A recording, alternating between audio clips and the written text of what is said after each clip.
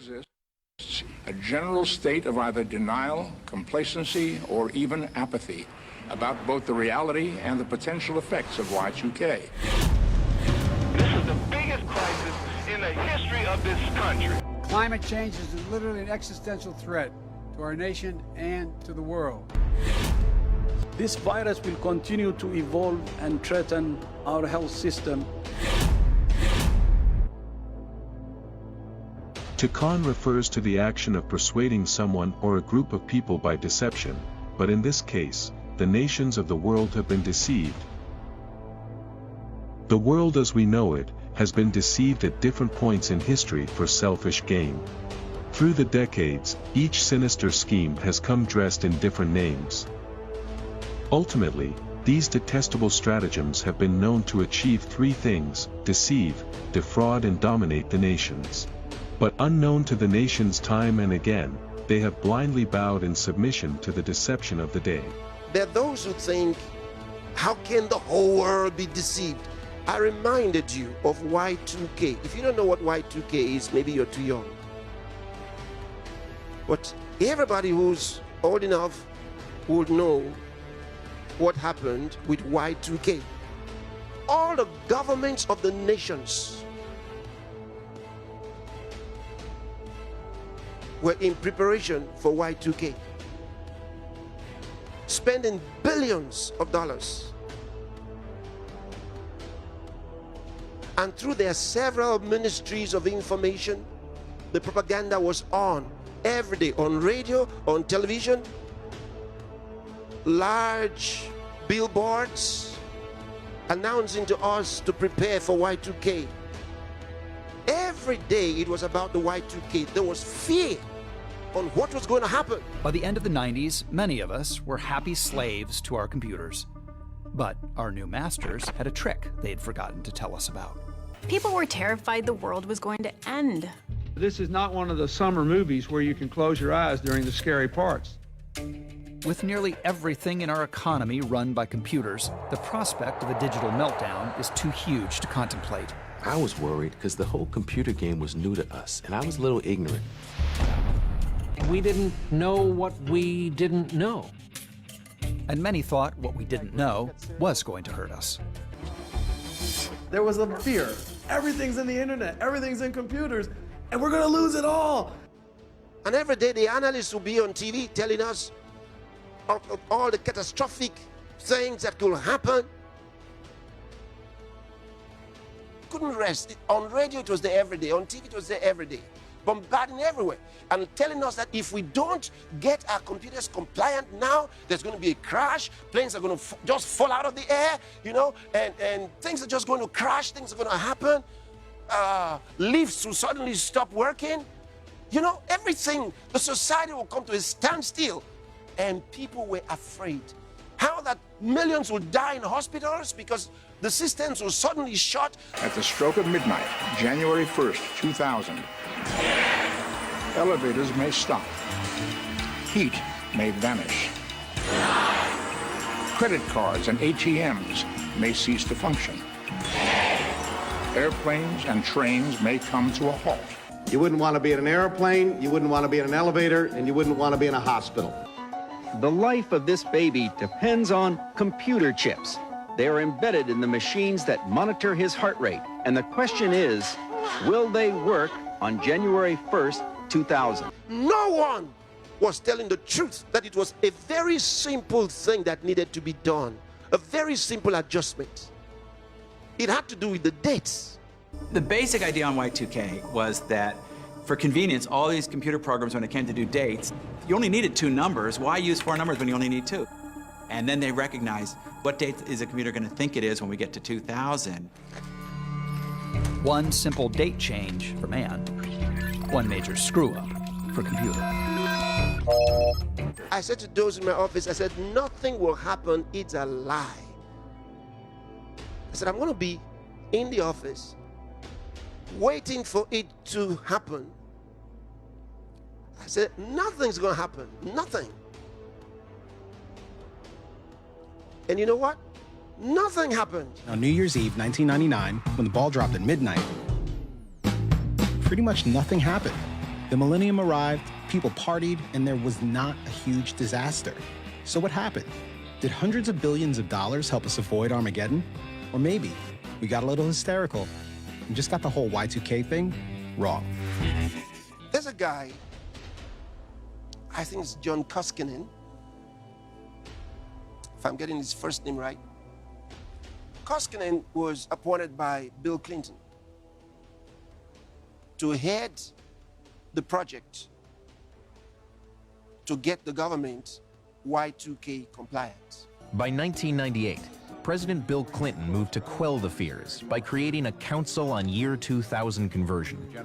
He put John Koskinen, a high-level government administrator, in charge.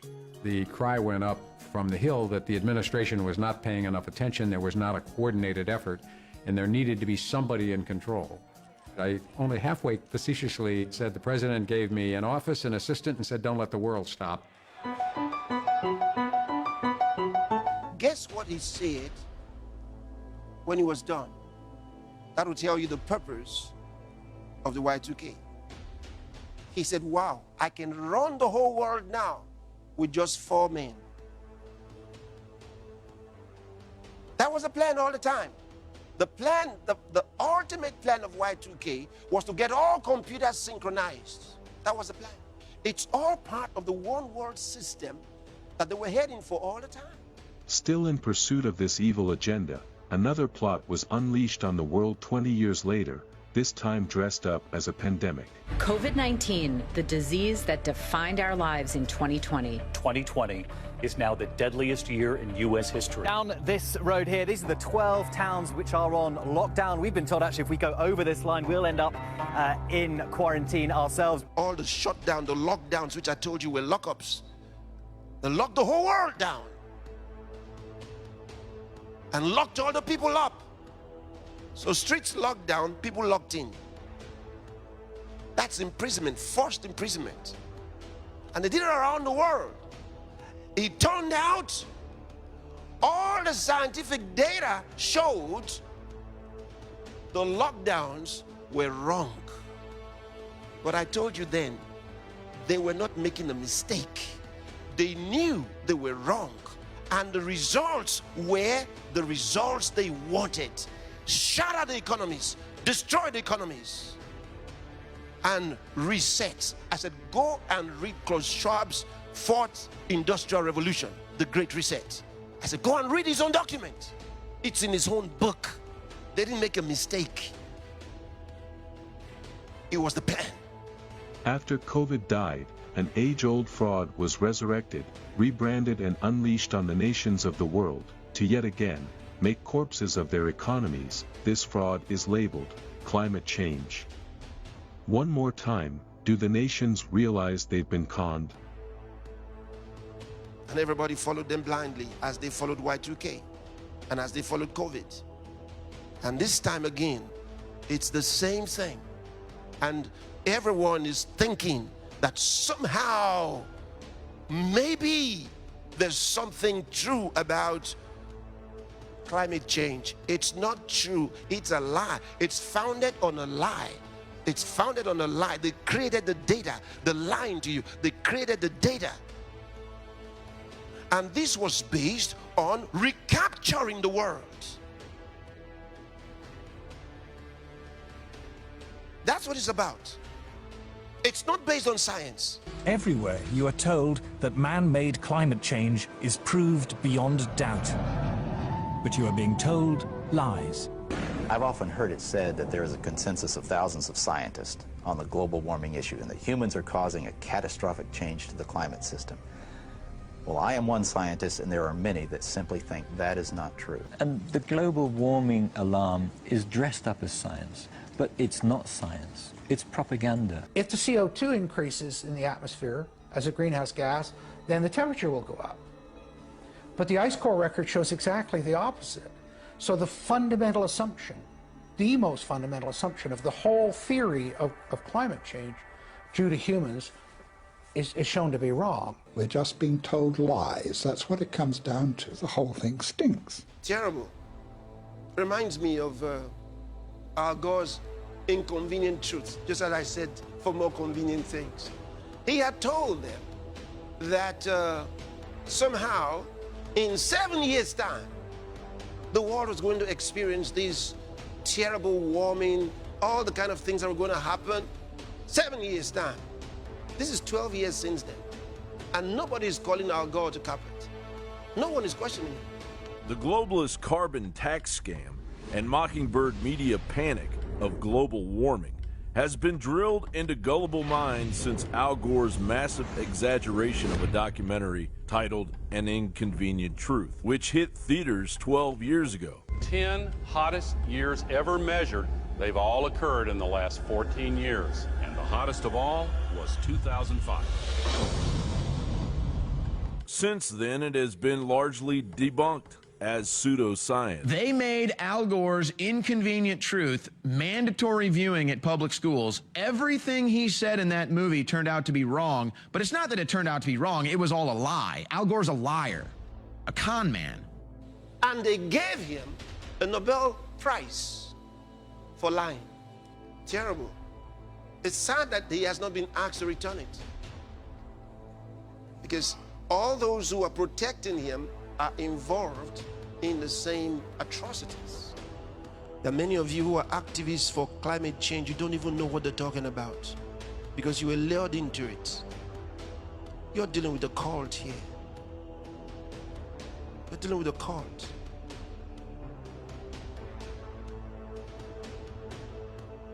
There's nothing scientific in what they told you about climate change. It's a hoax.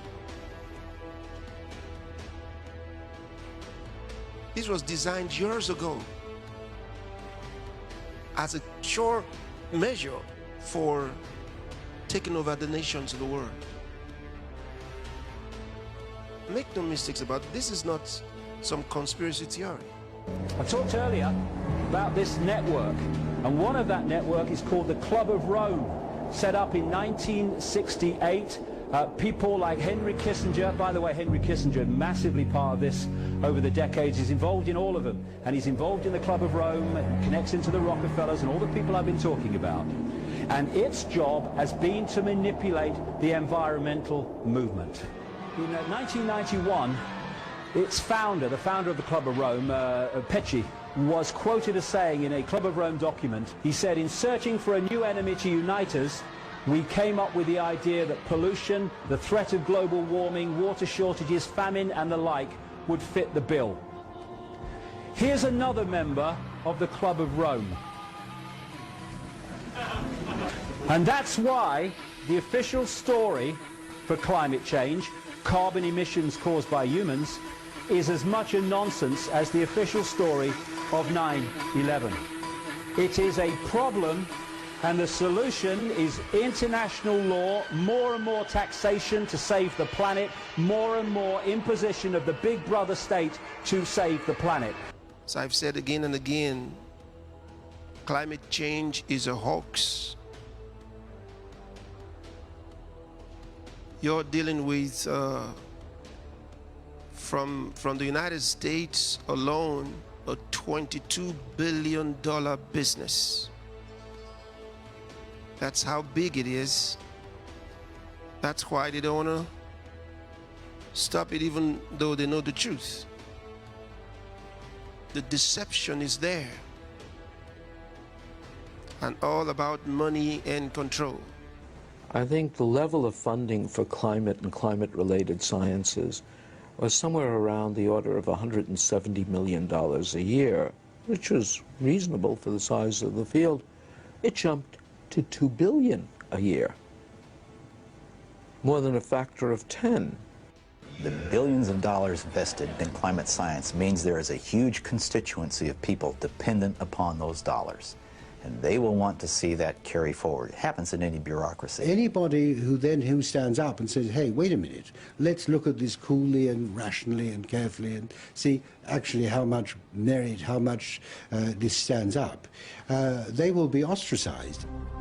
And they've lied to a lot of young people who are thinking, they've put the fear in them and telling those young people that their future is bleak. And except something is done right now, they're not going to have a future. You're going to live in a very terrible world. And these young kids are in the classrooms and they're being deceived by these people. We need to look at what they are teaching them in the schools. They're lying to them in the schools. We want our textbooks to reflect the facts. And at this point, climate change and its causes are proven scientific facts. So it makes perfect sense that we would make sure that only the facts are provided to our students. What is happening with the environmental movement is they're putting children ahead of their parents. You know more than your parents. Your parents are stupid. Your grandparents and your parents have ruined the earth. So it's actually teaching children to be against their parents as well as our political system.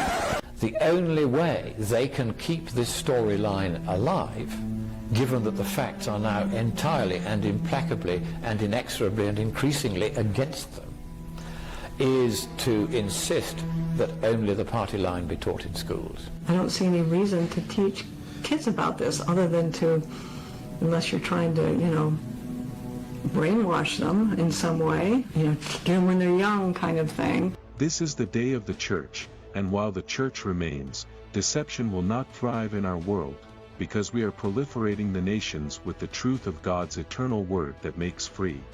John 8 verse 32, and ye shall know the truth, and the truth shall make you free.